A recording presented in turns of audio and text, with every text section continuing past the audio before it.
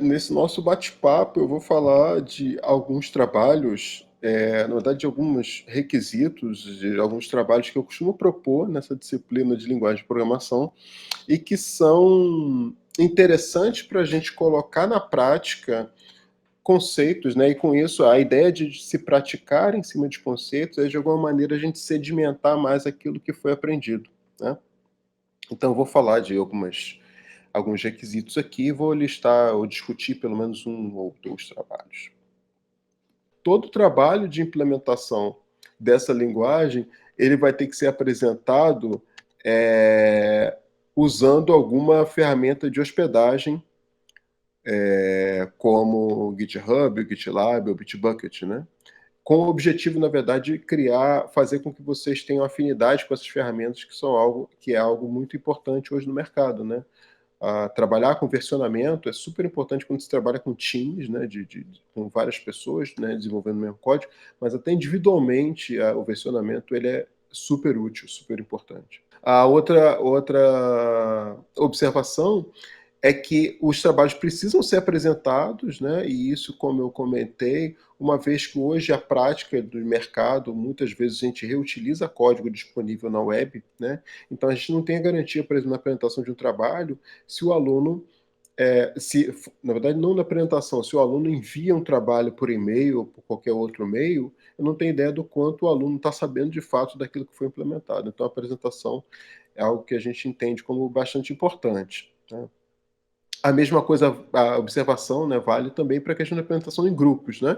Então, se tem grupos, todo mundo do grupo tem que estar presente na apresentação e a apresentação, assim, e a avaliação ela é individual, né? Então, assim, apesar do trabalho ser único, mas o que eu observo bastante é o quanto cada um individualmente está dominando aquilo que está sendo apresentado.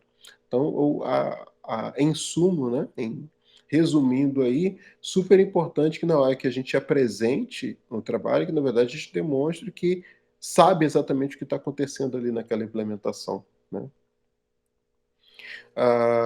Eu comentei esse primeiro exercício que eu peço a cada aluno para apresentar uma linguagem de programação com esses tópicos aí, faltando ainda aqui uma referência bibliográfica de onde a gente tirou esse material todo. O objetivo com esse exercício é mais abrir a mente, né, dos alunos, né, uma vez que a gente tem, por exemplo, nessa disciplina entre 20 a 30 alunos, são 20 a 30 linguagens de programação diferentes. Isso já dá uma ideia para a gente do quanto que a gente tem de diversidade, né, de linguagens de programação.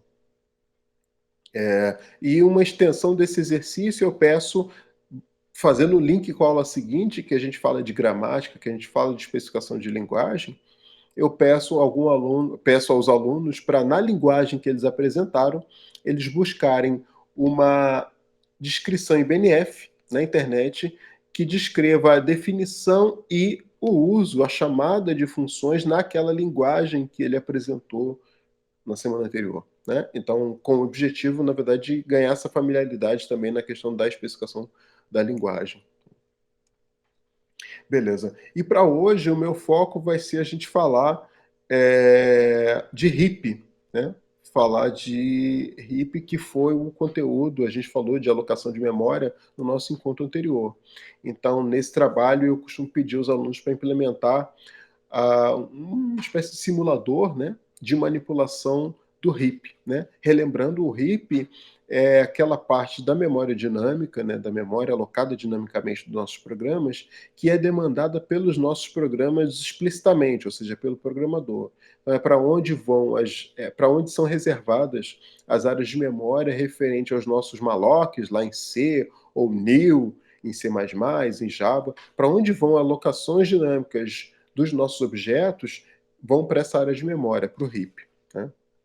Então, só ilustrando aqui o que a gente tinha comentado nesse nosso último bate-papo, eu posso didaticamente, né, ilustrar o RIP como sendo lá um conjunto de blocos de memória, né, contíguos. Eu vou, ao longo da execução do meu programa,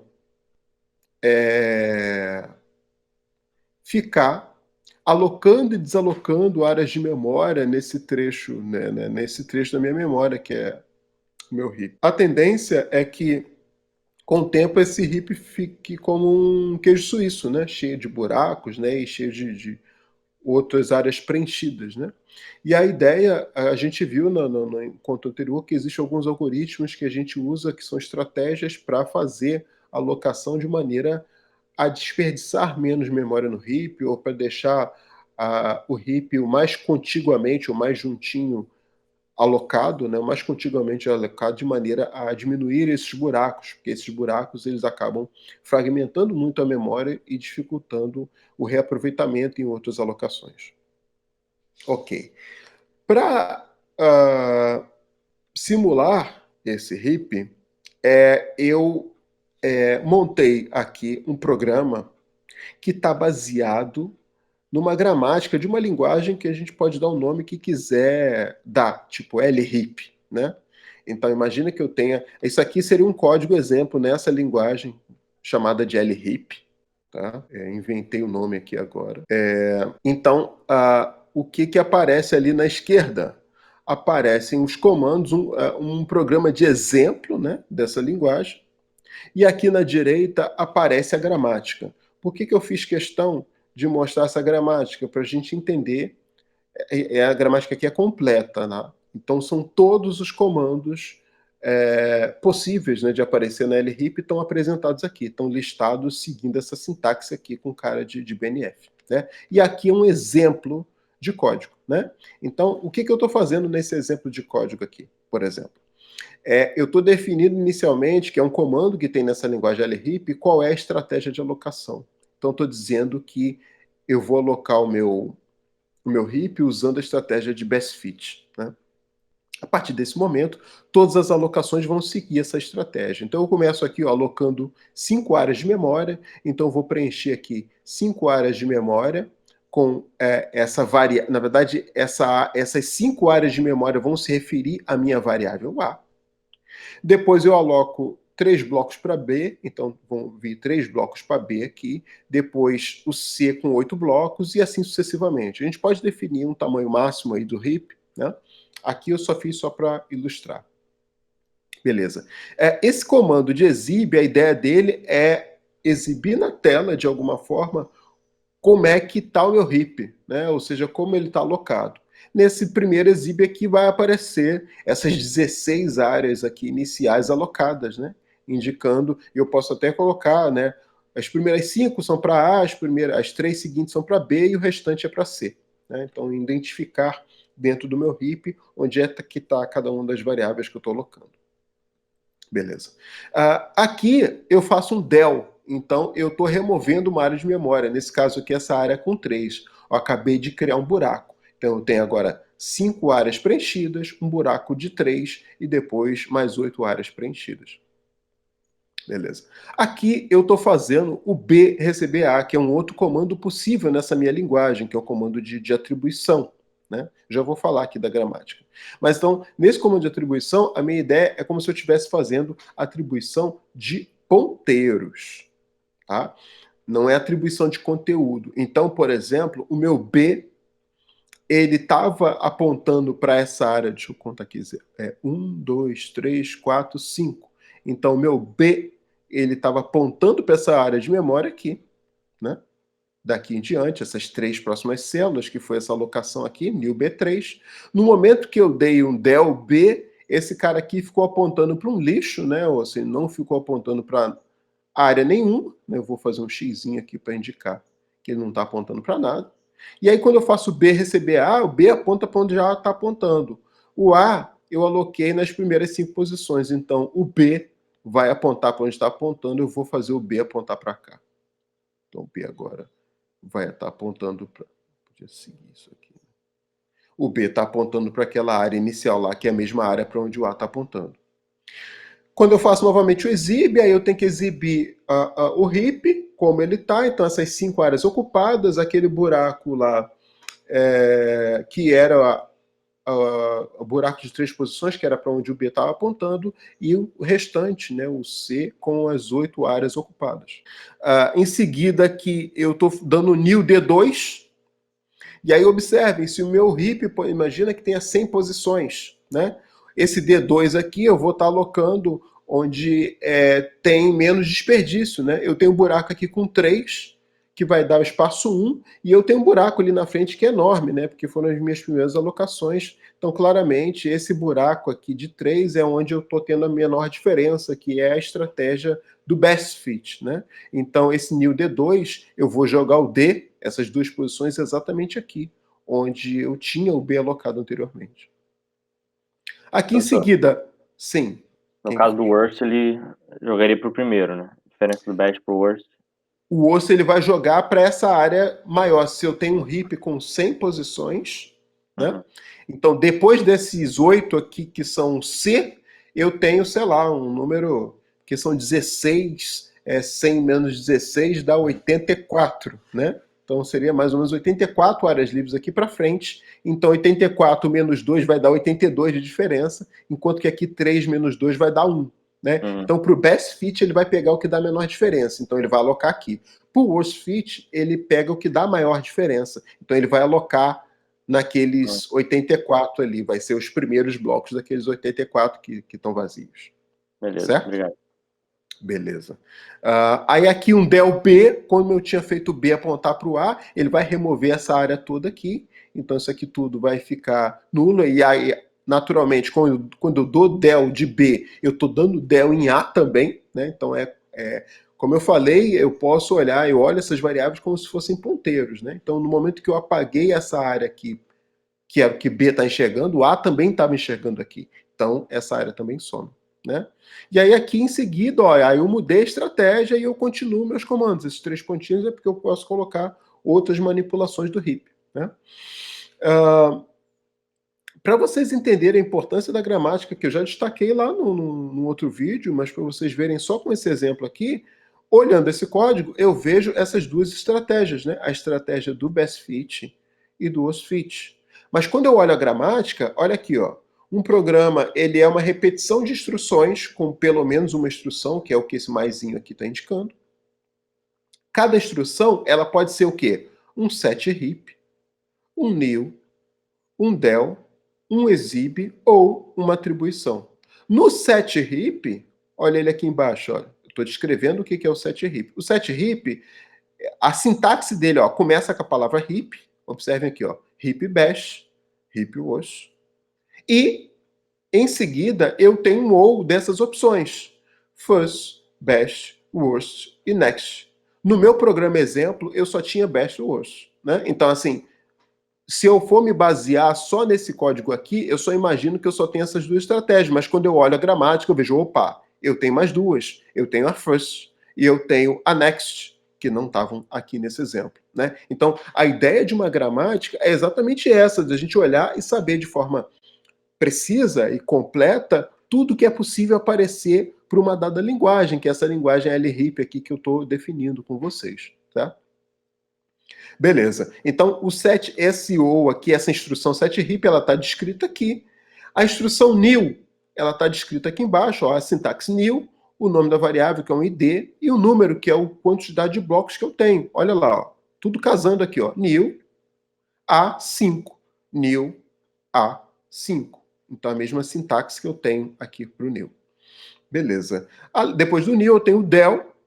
Aí, olha aqui, del, um identificador. É a sintaxe que aparece aqui, ó, del B, e del B aqui embaixo novamente.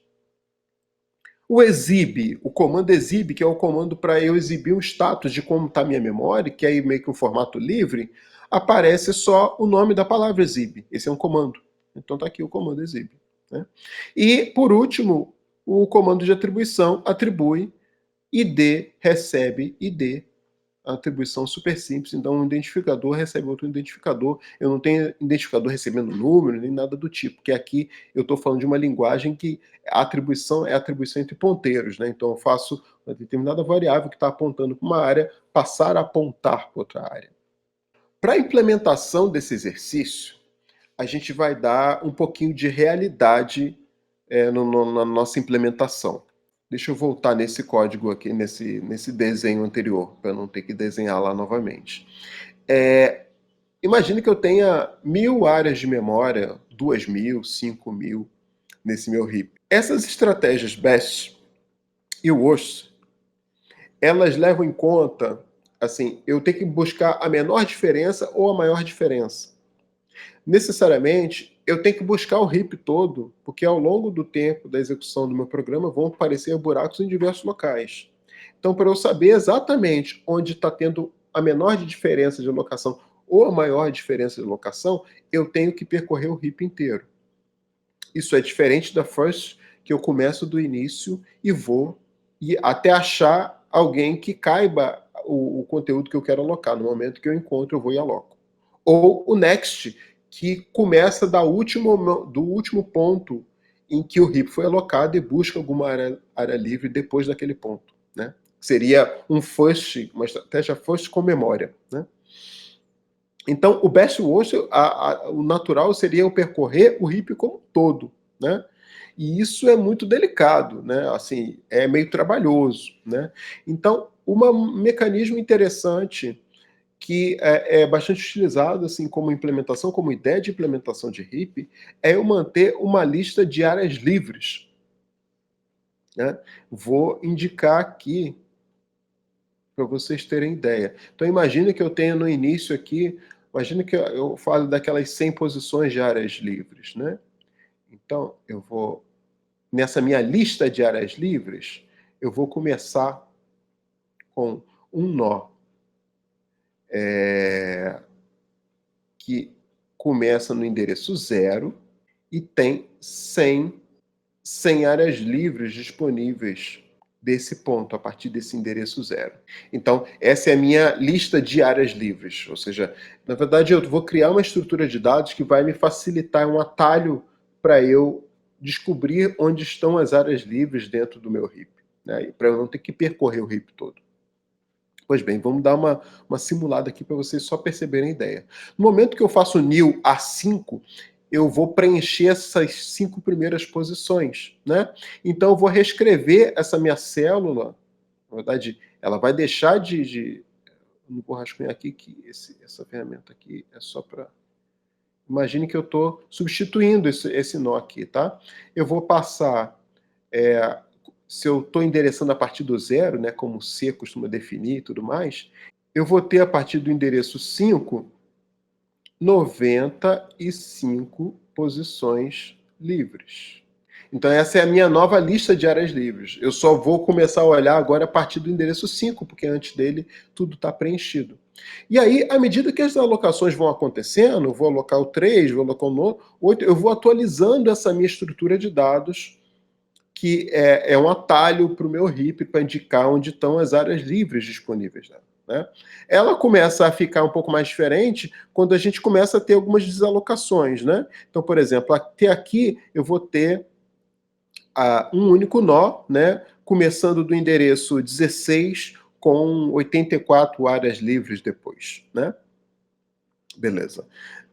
Quando eu dou um del B, eu estou removendo um miolo uma parte que estava no entorno, né, estava preenchido, né? Então, quando eu devolvo essa área, a minha lista vai passar a ser isso aqui, ó. Não estou muito preocupado com a ordem dos nós, não, tá? Só mesmo com o conteúdo, tá? Essa questão de ordem dos nós depois é detalhe de implementação. A partir do endereço 6, eu vou ter 3 áreas livres.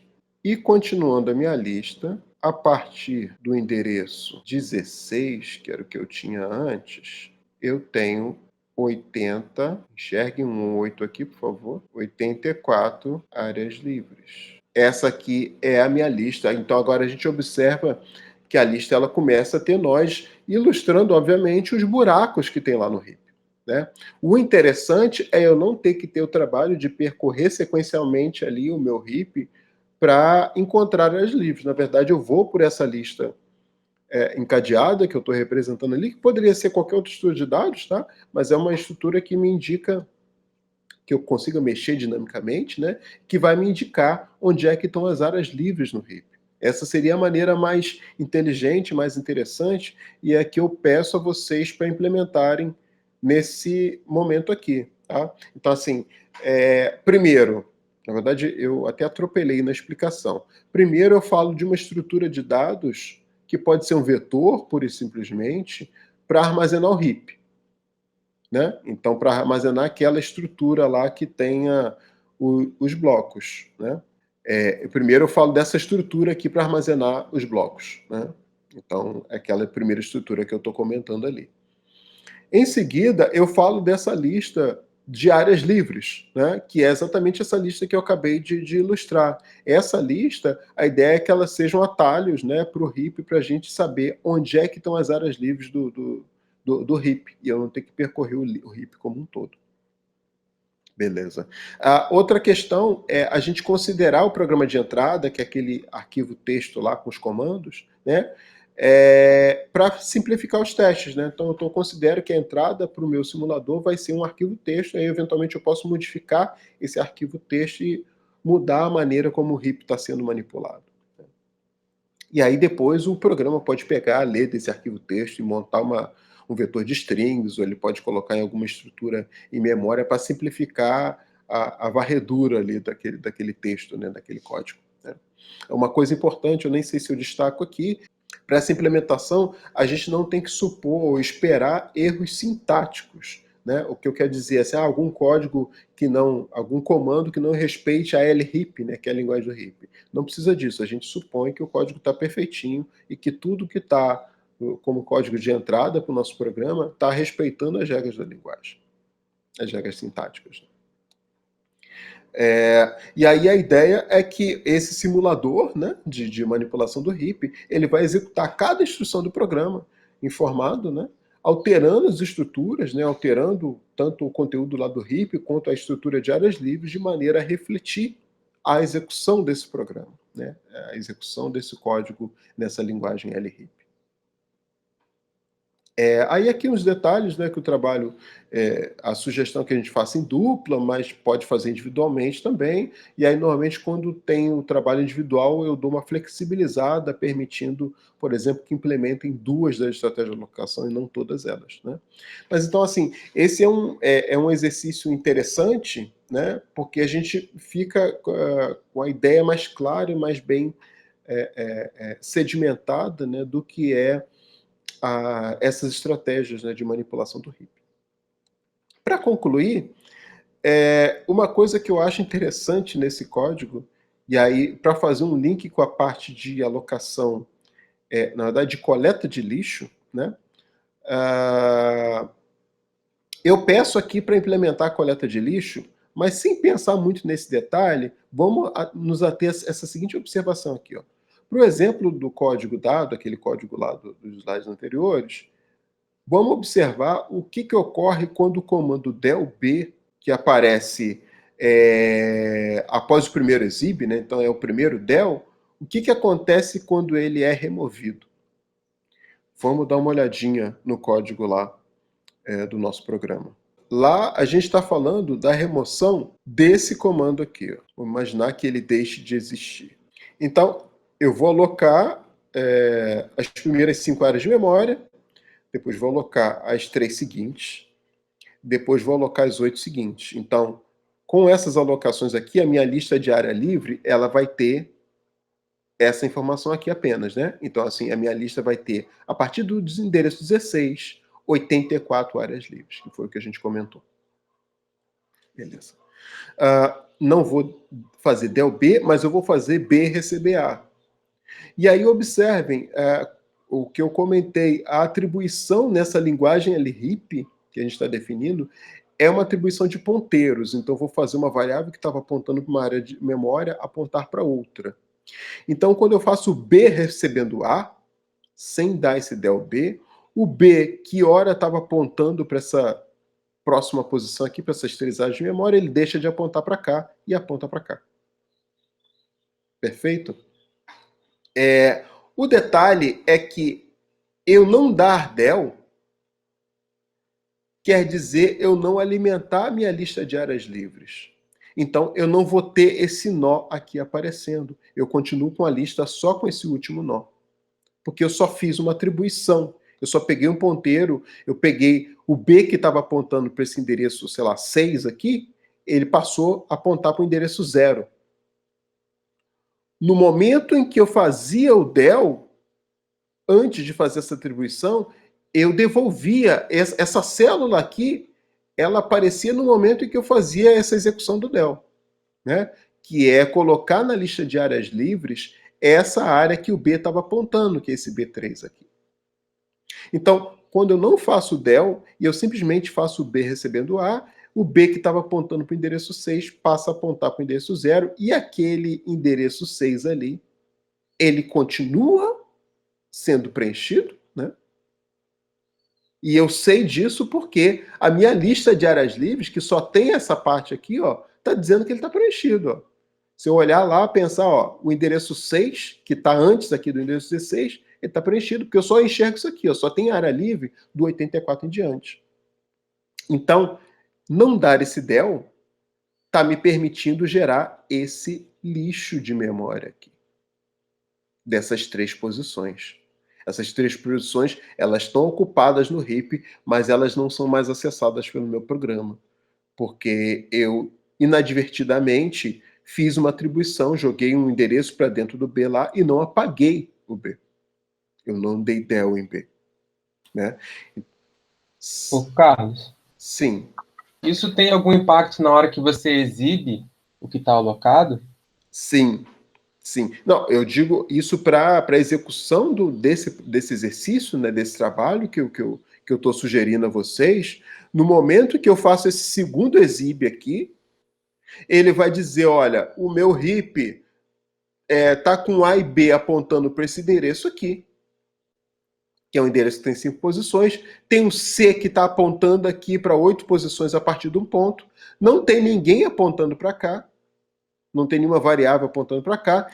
E no meu heap, na minha lista de áreas livres, só tem esse nó aqui, ó. Só tem esse nó dizendo que a partir do endereço 16 eu tenho 84 áreas livres. Então, essa área aqui que eu não tenho ninguém apontando para ela e que não está disponível nas áreas, no conteúdo de áreas livres, é uma área que eu não vou conseguir remover mais. Então, isso caracteriza o lixo. Quando eu imprimir no status, assim, o que caracteriza o lixo, né, na questão da impressão aí do exhib, né? Eu colocar as variáveis, listar as variáveis e onde elas estão, para onde elas estão referenciando no meu heap, e aí no meu heap ter alguma área que não tem nenhuma variável referenciando ela, e eu olho para a lista de áreas livres e essa área também não está disponível lá. Isso é um lixo, é como se eu criasse um estado inconsistente. Porque o estado consistente, o estado corretinho entre heap e lista de áreas livres é se tem uma variável apontando para aquela área no heap, então ela está preenchida, então ela não está disponível na lista de áreas livres. Se aquela área ela é disponibilizada, então ela é liberada, não tem nenhuma variável apontando para ela, então ela tem que estar listada na lista de áreas livres. Se eu tenho uma área que está lá reservada no heap, mas não tem nenhuma variável apontando para ela, e eu olho para a lista de áreas livres e ela não está disponível como área livre, então eu tenho um estado inconsistente, eu tenho um lixo de memória, e esse lixo, a menos que eu esteja falando de uma linguagem de coleta automática de lixo, mas se não for o caso, eu tenho uma área que eu não consigo mais recuperar, um lixo que vai ficar na minha memória, na memória do meu programa, enquanto o meu programa estiver rodando. Né? Que, obviamente, né, com o passar do tempo, isso pode esgotar a minha memória e fazer com que eu tenha problemas de recurso, né? E meu programa tem que parar. Deixa eu te fazer uma outra pergunta. Esse procedimento, de alguma forma, está relacionado com aquelas ferramentas que a gente vê em alguns sistemas operacionais de desfragmentar? Sim.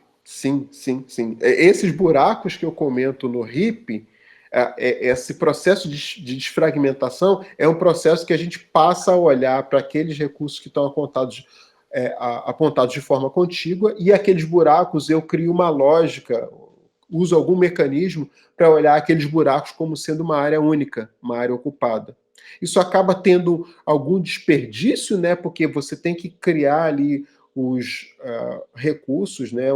As estruturas para fazer com que aquela área que está em buraco seja vista como uma área contígua, né? Mas é um mecanismo interessante para a gente voltar a ter áreas contíguas e facilitar a alocação, o uso dessas áreas, né? Isso vale tanto para essa questão aí de SO, de memória, né, de processos, quanto para questões de HD. Mas, assim, eu estou falando no termos assim, um pouco geral. Esse problema de fragmentação que a gente está comentando aqui no RIP é o mesmo problema que a gente tem de fragmentação dessas outras formas aí de armazenamento. Beleza, é essa a ideia mesmo. Assim, e tudo isso que eu estou comentando de uma maneira bastante didática, né? Eu não estou com uma preocupação muito na prática, exatamente ali no baixo nível, como a coisa está funcionando, né? É só para a gente ter uma ideia mesmo. Tudo beleza, pessoal? Tranquilo? Esse comando exib, ele mostra as variáveis que estão apontando para os endereços também?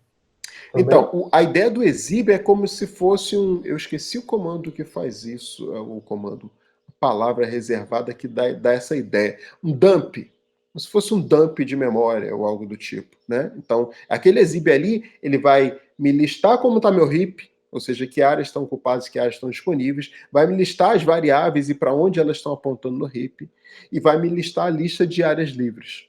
Né? Então, esse comando exib, ele dá meio que uma foto, né, de como é que está a memória naquele momento. A memória, essas estruturas, né, que a gente está utilizando como um todo.